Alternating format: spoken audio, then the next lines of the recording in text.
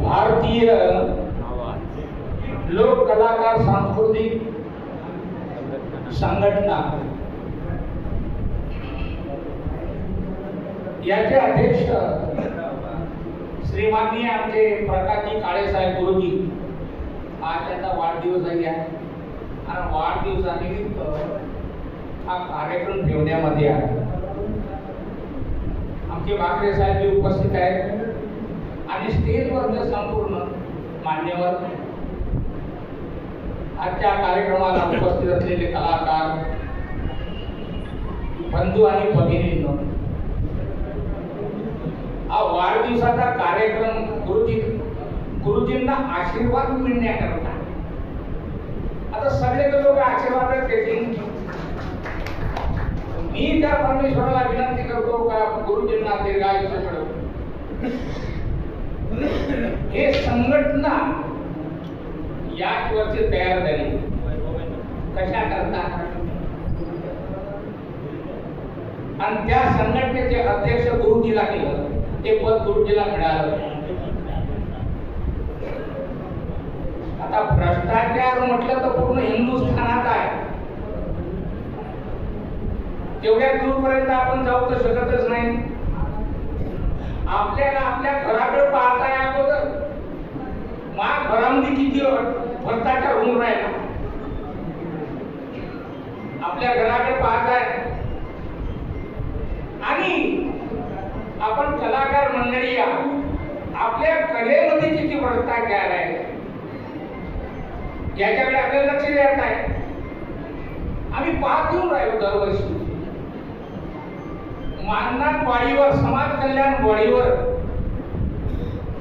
जे 7-8 लोक जातात. कोणी पालकमंत्र्याच्याकडून जातात, कोणी कोणाकडून जातात, कोणी कोणाकडून आपापला दंगा लावून त्या वाडीवर जातात. आणि वाडीवर गेल्याच्या बाद हे लोकांना मानधन देतात. पण जे खरे कलावंत आहेत त्यांना मानधन तर मिळतच नाही. पण जे कधी त्यानं कलाकारी नाही पाहिली, त्यानं गाणं नाही म्हटलं, त्यानं भजन नाही म्हटलं, त्यानं डान्स नाही केला, त्यानं ढोलक नाही केलं, त्याचे मानधन होतं.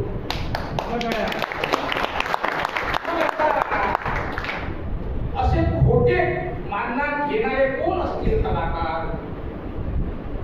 हे आहे त्या मानधन वाडीवर जे बसले 7-8 लोक, हे यायचे निश्चय नाही सगळे. कारण हे 7-8 लोक जो राहतात ना,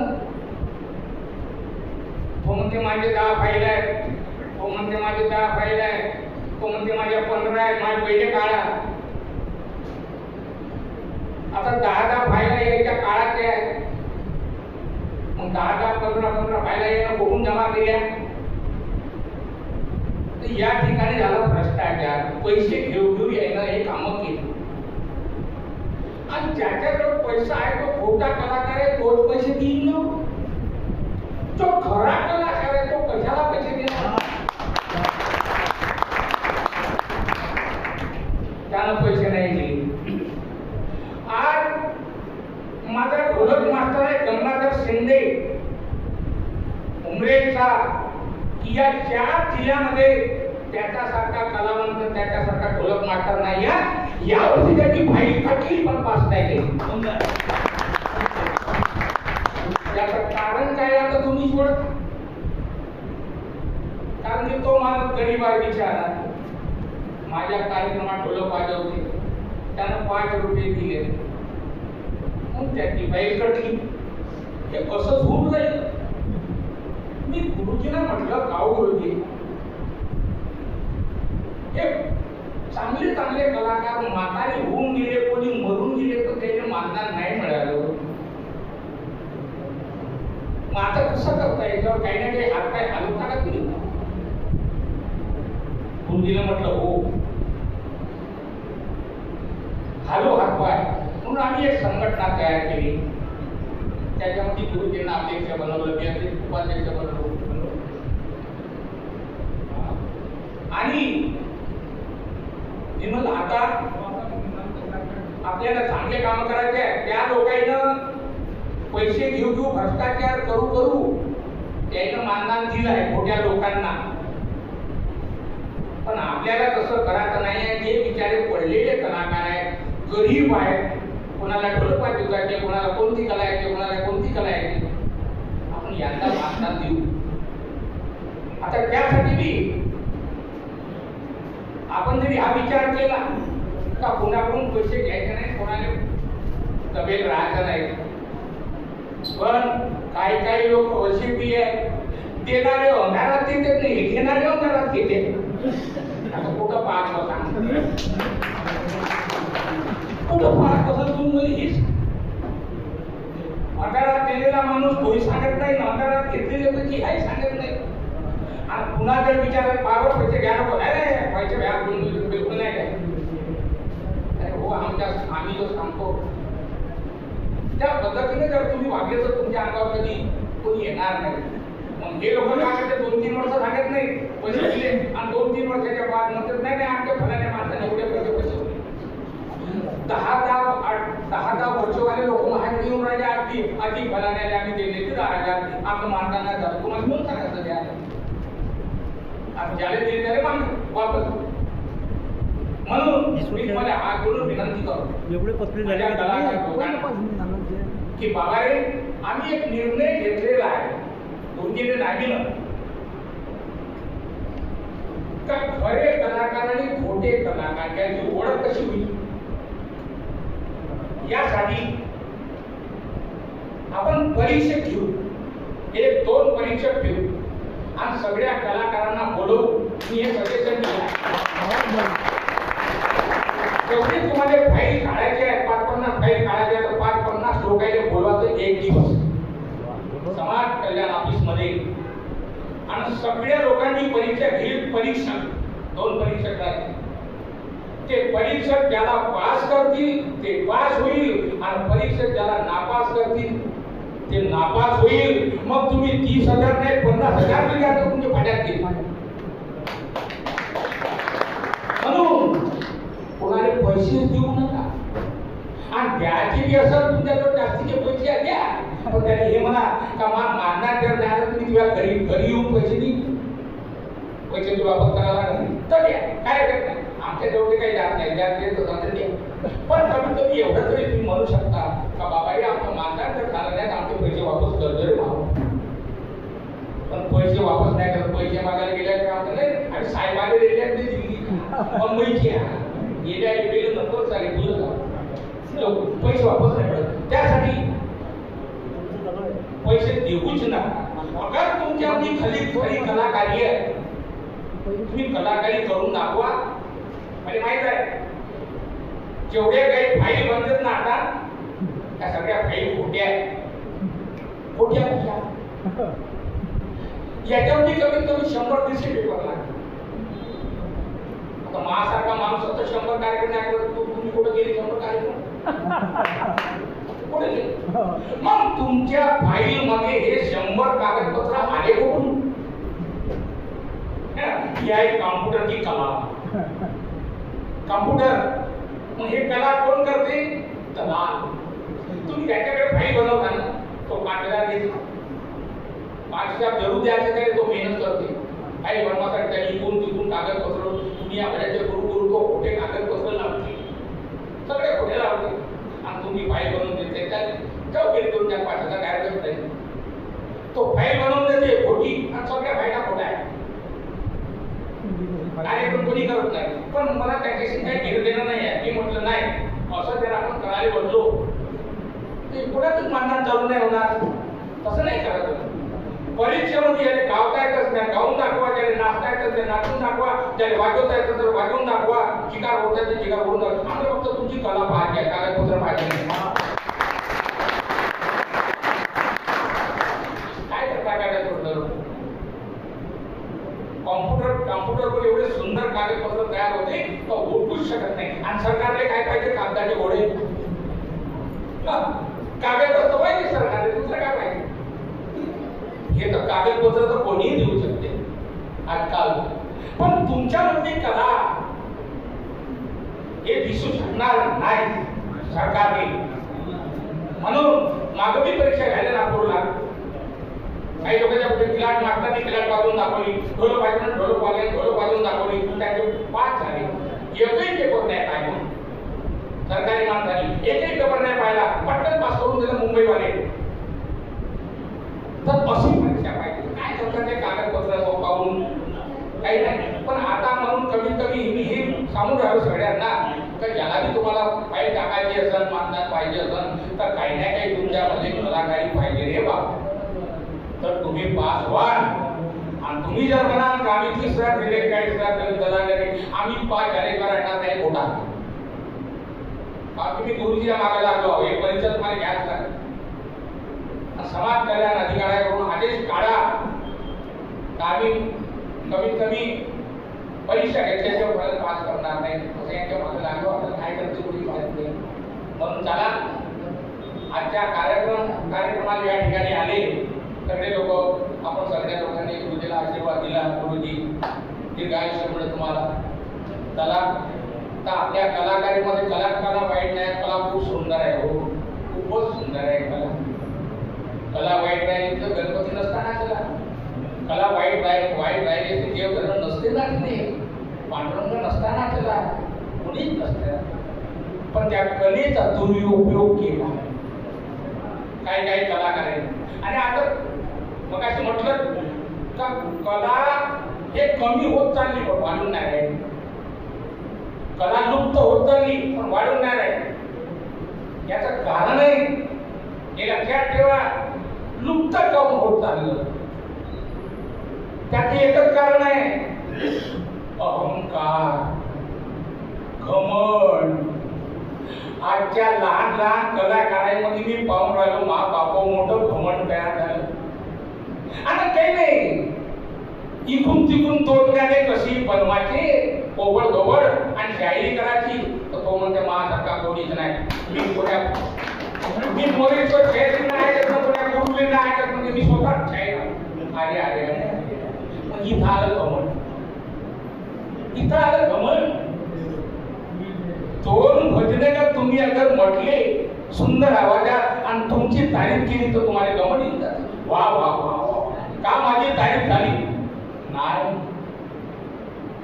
घमंड येऊन देऊ नका. हे कला इतकी लंबी आहे का तिची किंमतीच नाही कोणी लावू शकत. मी आजपर्यंत गर्व नाही केलं. या लोकांनी फक्त दोन गाणे बनवले आणि तमाशे करून राहिले. हा पोटभराचा धंदा आहे. पण मी आजपर्यंत 50 पोवाडे लिहिले. आता लिहितो दरवर्षी. लावण्या लिहिल्या, गोंधळ लिहिले, पुन्हा गजल लिहिले, गाणी लिहिले, हर प्रकारची मी शायरी लिहिली, कविता केली. पण मी स्वतःला गुरु नाही समजलो, स्वतःला घमंड नाही केलं. माझे खूप शिष्य आहेत. 5-6 केल्यामध्ये माझे शिष्य आहेत. मी स्वतःला गुरु बदलून मी नाही समजलो की गुरुचं गुरुपद मिळवण्याकरता 50 वर्ष लागते. 50 मला तर 55 वर्ष झाले आणि तरी पण मी स्वतःला गुरु म्हणत नाही. आणि मला काय वाटतं नाही मोरेश्वर अजून तो गुरुपदापर्यंत पोहोचलेला नाही. स्वतःला गुरु समजू नको. मी स्वतःला कमीच समजतो, मी जास्त समजत नाही. एवढं लिखाण करून एवढं सर्व करून मी स्वतःला गुरु समजत नाही, स्वतःला काही समजत नाही. आणि आजकालचे 2 गाणे म्हणणारे लोक स्टेजवर जाऊन छाती ठोकू सांगतात का मी स्वतःचा शायराव, मी स्वतःच कमांडानं व्हायला गेले. आणि याच्यावर कोणतीच कला नाही. फक्त 2 गाणे स्टेजवर म्हणाले. अरे मी एखाद्या लहानच्या पोराला देतो 10 गाणे आणि त्याने उभं करतो. अरे 2 गाणे म्हण, तो 2 गाणे म्हणतो. हे का खूप मोठी कला झाली, खूप मोठी कला झाली. अरे ज्या कलेपासून तुमचा तमाशा निघाला ते कला आहे पोवाड्याची. शिवाजी महाराजांच्या काळात तानाजीनं पोवाडा म्हटला. जिजामाताच्या वाड्यामध्ये मोठे मोठे कलाकार येत होते आणि ती फक्त पोवाडा. त्या मातेला पोवाडा खूप आवडायचा. जिजामाता खूप दान करायची. शिवाजी महाराज लढाई करता करता थकून जाते, झोप लागत नव्हती. म्हणून कितीतरी कहाण्या सांगणारे लोक त्यांच्याकडे येत होते, ते कहाणी ऐकत होते, तेव्हा त्याला झोप लागत होती. एक म्हणजे कलेची किती ताकद आहे बघा. त्या पोवाड्यापासून नाटक तयार झालं, त्या पोवाड्यापासून गोंधळ तयार झाला, त्या पोवाड्यापासून सिनेमा तयार झाला, त्या पोवाड्यापासून तमाशा तयार झाला. पोवाडा म्हणजे एक मूळ आहे, हे मूळ आहे. आणि त्या मुळाच्या सगळ्या लोकांनी विसरली. कारण पोवाडा कोणाला लिहिता येत नाही आणि कोणाला म्हणता येत नाही. पोवाडा ही एक कला, खूप जोरदार कला आहे, कठीण कला आहे. पोवाड्याची हे कठीण कला आहे. आणि हे कला मी अगोदरच माझ्या गुरुपासून शिकलो. तर दरवर्षी मी पोवाडे बनवतो. आणि काही काही शहर लोक म्हणतो, दादा अरे पोवाड्यापासूनच आपला तमाशा झाला रे, अरे पोवाड्याची कला नको मिटू द्या. पण काय म्हणते शहर लोक, शाहीर साहेब पोवाडा आम्हाला समजतच नाही, आम्हाला लिहिताच येत नाही. अरे तुम्हाला नाही समजत तर माझ्याकडे या, तुम्ही माझ्याकडे या. कोणी शाखेचे असले मला भेदभाव नाही, तोडानं सोबानं चालतं. मी तुम्हाला शिकवतो कसा पोवाडा लिहायचा, कशी कहाणी तयार करायची, कशी लावणी लिहायची, तुम्ही सगळं शिकवतो माझ्याकडे. पण आजकाल घमंडामध्ये असलेले लोक, आम्ही मोरेश्वर शाहीरकडे गेलो तर आमचं लहानपण होईल, आमची काय येत नाही, घमंडाच्यानं कोणी येत नाही. म्हणून हे पोवाडा आजकाल कोणी लिहून नाही राहिले आणि कोणी गाऊन नाही राहिले. आणि दरवर्षी मी कार्यक्रम आता करतो, माझं शेवट आहे. होऊ शकते एक वर्ष 2 वर्षात माझे कार्यक्रम बंद होईल आणि माझा कार्यक्रम नुसता पोवाडा ऐकासाठी ठरवता, नुसता पोवाडा. काही गावामध्ये नुसत्या बायाच चंदा करतात, बाया नाही आम्हाला फक्त पोवाडा ऐकायचा आहे, बोले तो घ्यायचा, हे आमचे पैसे घ्या त्याच्याकडून. तर बायाच कार्यक्रम ठरवतात. कारण काय, पोवाडा म्हणजे काय, पोवाडा म्हणजे कहाणी, पोवाडा म्हणजे सिनेमा, पोवाडा म्हणजे नाटक. आणि मी हमेशा म्हणतो, गण गौरण होतपर्यंत मी लोकांना काय म्हणतो, काय मला तमाशा तुम्ही पाहिला आता, आणि आता तुम्हाला तमाशा पाहायचा नाही, आता तुम्ही मला नाटक पाहू नये. हे नाटकच आहे. पण ते नाटकामध्ये अनेक प्रकारची कला आहे. ही कला हे आजकालच्या शहर लोकांनी जमवत नाही. म्हणून ते कोणी मला तर असं वाटते का माझ्या भागामध्ये एक नाही शिष्य लोक आहेत, त्यांना मी शिकवलेलं आहे. काही लोकांना ते एक पोवाडा गावतील, नाहीतर काही पुष्कळच्या लोकांना पोवाडा कधी येणार नाही, तुम्हाला ऐकायला भेटणार. पोवाडा म्हणजे सुंदरता हे लक्षात. म्हणून माझ्या प्रत्येक शाहीर लोकांना माझी विनंती आहे की दादा हे 2 गाणी म्हटलेलं शाहीर नाही होत रे बाबा. अरे शाहीर होण्यासाठी तुझे पोवाडा आला पाहिजे, तुझे लावणी आली पाहिजे, तुझे गगन आले पाहिजे, तुझे गाणे आले पाहिजे, सगळं आलं पाहिजे, सगळी कला आलं पाहिजे, तेव्हा तू शाहीर. तू नुसत्या 2 गाणी केले, दुय्यम कोणाची गेली आणि एकामेकाला शिवा दिल्या म्हणून शाहीर नाही झाला. काय करा. म्हणून हे जोपर्यंत तुम्ही सगळी कला शिकणार नाही, अनेक रंगाचे पात्र काढले पाहिजे, अनेक रंगाची नवीन कला तयार केली पाहिजे आणि या लोकांना दाखवलं पाहिजे, तर तुमची कला समोर पाहिजे. तुम्ही कला काढाच नाही, लक्षच नाही द्या, फक्त काय नाही तमाशा करता, 2 गाणे म्हणले, रात्र गेली दिवस निघाला, द्या आमचे पैसे झाले जाईल. अरे यार तिले कला नाही म्हटल्या जात. 10 15 वर्ष झाले. आज दिवाळीमध्ये माझे कार्यक्रम जे ठरलेले ठिकाण आहे, 15 वर्ष झाले तुम्हाला सोडूनच नाही मोरेश्वर जायचे. तुम्ही जर नाही आल्या आमची मंडळी होणार नाही, आमच्या मांडवामध्ये 2 लोक राहणार नाही. बडोशाकडले लोक, सालेकडले लोक, उमरीकडले लोक ठिकाणं बांधली आहेत माझ्यावर, तुम्हाला सोडायलाच काय. ही आहे पोवाड्याची कमाल. आणि तुम्ही जर अशी कमाल पोवाड्याची दाखवली तर आमची कला कधीच मागे येणार नाही, हे माझी गॅरंटी. माझ्या हात जोडून सांगतो महाबाबो, काही लोकांना रोखण्याची कला म्हणजे पोवाडा. नाही तर तुम्ही गणगौरव म्हटली का सारे लोक आपल्या घरी जातात आणि पोवाडा काढला पुढे गाव होते तर पाहू. तुम्ही अर्ध्या नाटकातून घरी नाही जा, अर्ध्या सिनेमातून घरी नाही द्या, तसं तुम्ही अर्ध्या पोवाड्यातून घरी नाही जाऊ शकता. नाही जाणार कोणी. तुम्ही पोवाडा शिका आणि पोवाडा जर नाही शिकले, हे कला कोण्या दिवशी समाप्त होईल.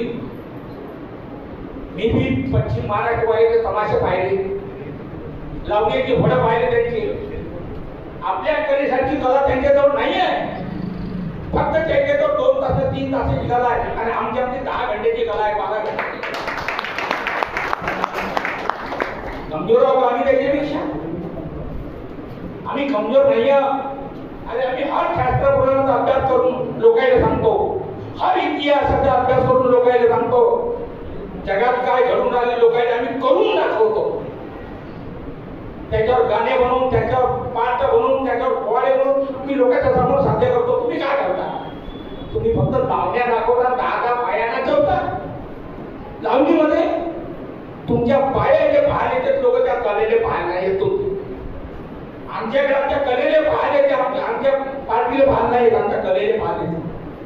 म्हणून आधी म्हणतो का आमची कला, विदर्भवाल्याची कला, नागपूर जिल्ह्यावाल्याची कला, भंडारा जिल्ह्याची कला, महाराष्ट्राच्या आम्ही कान्याकोपऱ्यामध्ये आम्ही जातो, करतो मी. पण काय ज्या तिकडची कला तिकडेच आवडते भाऊ, तिकडले कला तिकडेच आवडते. तुम्ही इथून मुलताईकडे जा, पैठणीकडे जा, त्या डॅन्सरने हातही लावता येत नाही आणि हात लावायचे खेळखानी करून आला का म्हणजे इतका फरक पडतो. अनेक रंगाची कला बदलते प्रत्येक ठिकाणी गेले त्या बाब. तर कला भेटणार तर नाही म्हणा, पण माझ्या शाळेत बांधवांनी लक्ष दिलं पाहिजे, थोडी काळजी घेतली पाहिजे की यावर्षी आपण नवीन कला का दाखवायची. आता एका ठिकाणी माझे 10-15 वर्ष झाले कार्यक्रम करतो. एकच पोवाडा जर दरवर्षी म्हणलं तर ते गाववाले मला बोलवतील का? नाही बोलवतील. पण पोवाडा मध्ये दरवर्षी नवीन करावं लागते. नवीन आज 6 पेज रजिस्टरचे 7-8 पेज रजिस्टरचा पोवाडा एक कहाणी लिहिणं साधी गोष्ट नाही. बहुत दिमागाचं काम आहे. म्हणून हे काम करायचे जमत नाही. मात्र पुराणे जे लोक होते, पुराणे वस्तात लोक होते, त्यांच्याजवळ कला होती. हरी पाटील, नथू बाळा, माधव खेलोवाला, गरीबा शाहीर, त्यांच्याजवळ कला होती. आणि म्हणूनच लोक त्याच्या पोवाड्यातून उठत नव्हते आणि त्याच्या तमाशातून उठत नव्हते. आणि आता त्याच्या लोकांना सिंगल तमाशा कोणाचा असला तर त्या तमाशातूनच सारे लोक आपल्या घरी जाऊन झोपून जातात आणि तमाशा पाहत नाही. अर्थ काय भाऊ? असं जर झालं तर तुम्ही आपल्या कलेची बेइज्जत करता आणि तुमच्या कलेची बेइज्जत झाली नाही पाहिजे. माबाप लोक आवडीनं बोलवतील. 100 रुपयात 50 रुपयात आम्ही गमती केल्या अगोदर आणि आज आम्ही 30-35 घेऊन राहिलो. लोकांची गलती आहे, गलती आपली आहे. आपण पैसे घेतो, त्या पैशाच्या हिशोबाने लोकांच्या कार्यक्रमात घेऊन राहिलो. लोकांना खुश नाही करून राहिलो आम्ही फुकटचे पैसे घेऊन राहिलो. अरे 35-30 नाही, लोक 50,000 पैकी पैसे द्यायला लोक मागे पुढे पाहत नाही. फक्त तुमची कला जर लोकांना आवडली तर पैसे भरमार मिळते. तशी कला पैदा करा, कला पैदा करा. मला खूप आनंद आहे जर एखाद्या माणसानं मला नवीन कला कधी दाखवली किंवा नवीन पोवाडा जर कोणाचा असला आणि मी कधी खुश झालो, मी त्याची पाठ घेतो जाऊन स्टेजवर. तो कोण्याही पार्टीचा असतो, वा तुला दिमाग खर्च केला आहे, तुला अक्कल खर्च केली आहे आणि तुला हे नवीन कला कुठून आणली. अशीच कला लोकांना आवडली पाहिजे. मी त्याची जरूर तारीफ करेन. पण मी आता सध्याच्या परिस्थितीवर पाहून राहिलो, कार्यक्रम करता खूप एकामेकांची घेतात, एकामेकाला सेवा देतात, मनमानी वाईट बोलतात. नाही रे मा बाबू, वाईट बोलाचा कार्यक्रम नाहीये. आणि इथं तुम्ही खराब करून राहिले तमाशा, मनमानी खराब शिवा देता एकामेकाला. त्या मावल्या येते ऐकायला. तुमच्या शिवाच्या अडाणी बाया ऐकत होत्या अगोदर होत्या, सगळ्या शिकल्या सोडल्या. त्या शिकल्या सोडल्या तुमच्या शिवा ऐकतील, घरी उठून जाते. आणि तुमचा म्हणून काही बाया म्हणते का तमाशा पाहिजा, तमाशा नगार आहे. असा कोण शब्द म्हटला बाई? तमाशा नगार काऊन म्हटलं? याचे कारणीभूत तुम्ही आहे. तुम्ही शिवा दिल्याच नसत्या, बाया एखादा वाटलं ना. परिवर्तनाची जरूरत आहे. मी हमखास स्टेजवर गेल्यावर आज सांगतो का मी कार्यक्रमात परिवर्तन केलेलं आहे. माझ्या कार्यक्रमात जर एकही शिव तुम्हाला दिसली तर कोणी बच्चा नको, मावळ्यानो आपल्या घरी चालले जाता. आणि तुम्ही जर घरी गेल्या, मी दुसऱ्या दिवसपासून तमाशा बंद करून टाकेन. मोरेश्वर वा तमाशा खराब आहे, बंद कर. मी पण एकही शब्द मी तुम्हाला वाईट दिसू देणार नाही. परिवर्तन केलेलं आहे. असेच तुम्ही परिवर्तन करा जाहीर लोक हो. आपल्या नकल्याने आपल्या डॅन्स लोकांना सगळ्यांना सांगा का बाबाने एक शब्द वाईट बोलतात. एवढी सुधारणा करा. एवढे बोलून सगळ्याने हात जोडून सगळ्याच्या पाया पडून काय